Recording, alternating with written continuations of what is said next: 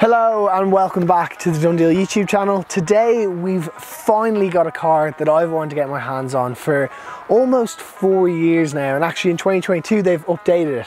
It is Jaguar's all-electric I-Pace. Now, the figures for this are fantastic. It's got nearly 400 brake horsepower, over 600 newton meters of torque, and has an electric range of over 470 kilometers. So it is really impressive, and today we're going to be taking it for a drive, checking out the interior, comparing it to some of its competitors, and of course just seeing how it is as a whole. We do have this car from Spirit Motors just for the day, so I haven't had a chance to live with the range, but we'll still be talking about charging times and the likes. Now, if you'd like to search for Jaguars for sale from some of our trusted dealerships around the country, then hit the link up there. But for now, let's get straight into the review.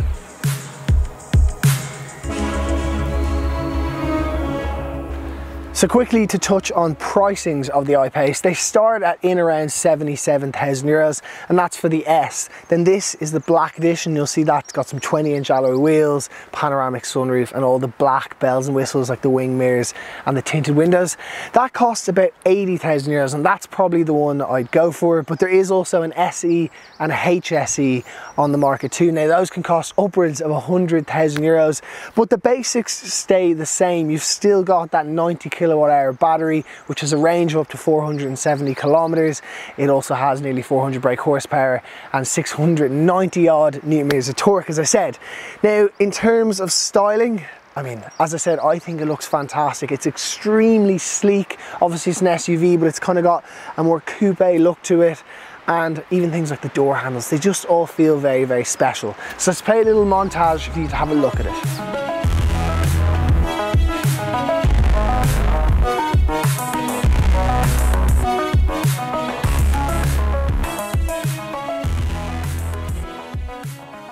Now, first thing on our list is to look at the boot space, and this actually begins at the front. So you press this button here on the key and you slide it open, and you've got a fruit, which is a front boot. It's not massive, but what it could fit is your charging cables, or actually one thing I find quite handy with these type of cars is when you go and get a takeaway, you put it in here and then your car doesn't smell of it. Sounds ridiculous, but I promise it makes a big difference.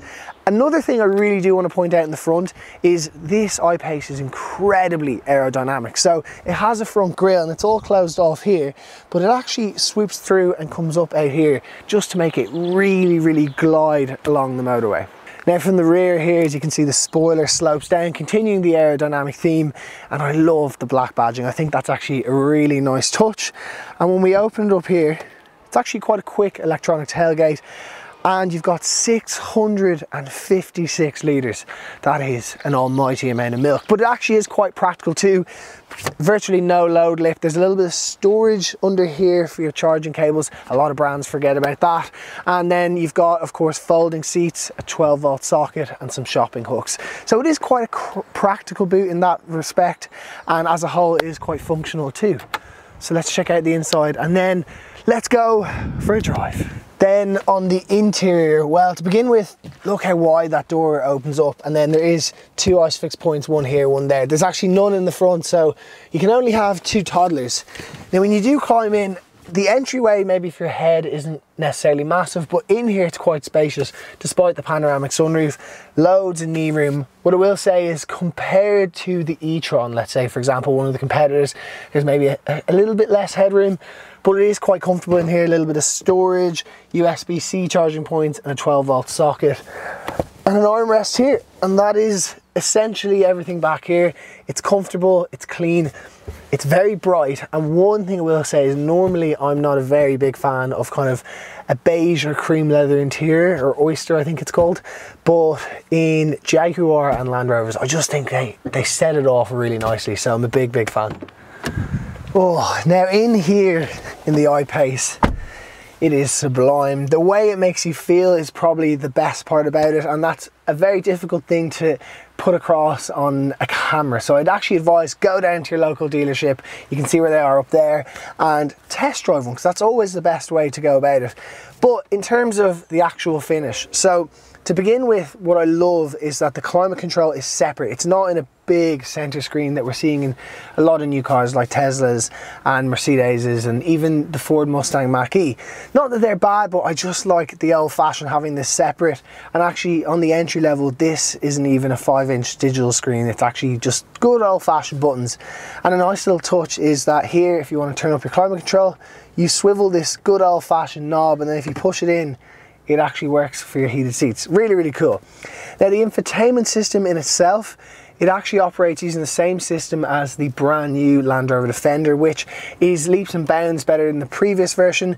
It's still not as good as something that you might see in a BMW or even a Mercedes. The graphics aren't quite as high quality, but it does work really well. And Apple CarPlay and Android Auto, both of them are fully wireless, which just fantastic. And actually there's a place to charge it right here. In front of you here, you've got a digital display that's completely customizable. It's actually really good, very clear. The steering wheel, it's really nice. Actually now, potentially going to say this is one of my favorite steering wheels that I've been behind. And then over here on the right hand side, you've got all your things to do with cruise control and your heated steering wheel. And on the left is to do with your music, your phone. And just overall, the fit and finish here is lovely. There's drink holders, there's a bit of storage in there with USB-C and USB chargers, and even a 12-volt socket. So it's just ticking all the boxes, but the party piece is actually driving. So let's go for a drive. So to drive the I-Pace, well, first of all, this is actually the OG, the original electric SUV, this and the Tesla Model X. For the most part anyway. Nowadays though, there's a million competitors: Mercedes, Audi e-tron, the BMW iX, but all of those feel a lot more like an SUV than this. And whilst this also weighs over 2 ton, the batteries are quite low. It's got a wide set tracking with the wheels and all the corners, and I think it's got a 50-50 weight distribution. Now pair that with dynamic mode and a heavy right foot, and you will be frightened how quick this thing is. It is genuinely mind-boggling, and the grip, it is just planted. It feels like an RS6, which is a tremendous compliment. Now, in the real world driving, you won't use that right foot that much, and when you put it back into eco mode, it's got plenty of power. The suspension's nice and comfortable. It is an option to get air suspension, and maybe that's worth getting, as particularly if you've got bigger wheels, let's say 21-inch wheels, it'll kind of help absorb some of the bumps. But around town it's fine. It's got a great turning circle, reversing camera, parking sensors. It's a little bit wider than your average car, but again, if you're used to an SUV, that is completely normal.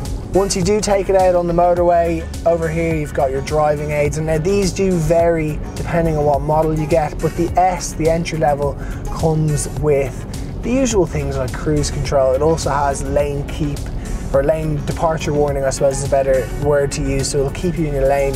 Then if you go up to something like the SE, then you get the likes of the adaptive cruise control, and actually you get steering assist, so it'll keep you centered in the lane. So not only avoid going outside the lane, but it'll keep you kind of driving almost autonomously. I don't know if you'd like that or not. Personally, I'm not a huge fan, but everyone's different. But yeah, as a whole, it's lovely to drive. It's actually quite easy to use. As we said earlier, Apple CarPlay comes up here, so you can use your Google Maps. Visibility is good. I suppose the rear quarter, not the rear quarter, but the rear windscreen isn't massive, but you've got a reversing camera to help with that. So yeah, one more blast for the fun of it. It's so quick. It's actually almost too quick for Irish roads. Now, if you're looking to buy an electric car, then you're probably interested in charging times. Now, we've actually done a very insightful video about electric cars and buying them, the grants, charging types, how much it costs, and I'll leave the link up there. However, the I-Pace, let's talk about the stats here. Well, a big upgrade is that you can now actually get a home charger that will charge it at up to 11 kilowatts, which is faster than its previous version, which was only 7. And that actually improves the home charge by about 3 or 4 hours from 0 to full. So a big difference if you're doing a lot of mileage in an I-Pace. On top of that, it actually has a standard 100 kilowatt charge capabilities. Now in Ireland, you're actually going to struggle to find chargers that will charge that quickly, but it does mean that on a 50 kilowatt charger, which you'll get an ESB for example, you can get a full charge more or less in about an hour, which is very impressive. And that's everything you really need to know about charging. Now let's go for another drive. It is insane. There's a little bit of a noise. It's the 690 odd newton meters of torque that gets you. Yes, 390 brake horsepower is a lot, but it's the torque that just astonishes you every time you put it down. And actually handling wise, it's far superior than an iX3, and I love the iX3, but this kind of feels like you're driving a car, not an SUV. This is a fun car. And other than an F-Type, it's potentially one of the funnest cars Jaguar's ever made.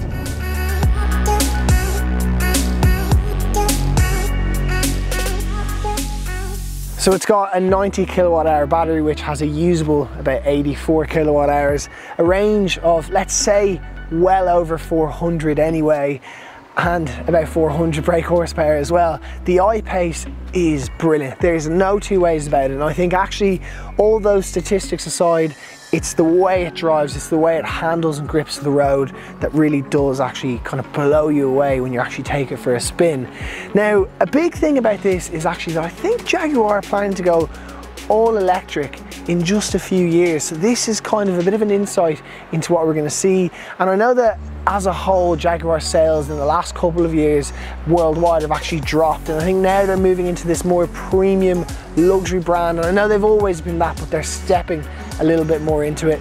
And the I-Pace is a bit of a glimpse for us, the users, the buyers, to see what it's all going to be like in the coming years. We hope you've enjoyed this review. If you have, thank you so much for watching. Please make sure to subscribe, give us a like, and even turn on the bell icon, as that way you'll get notified when new videos come out.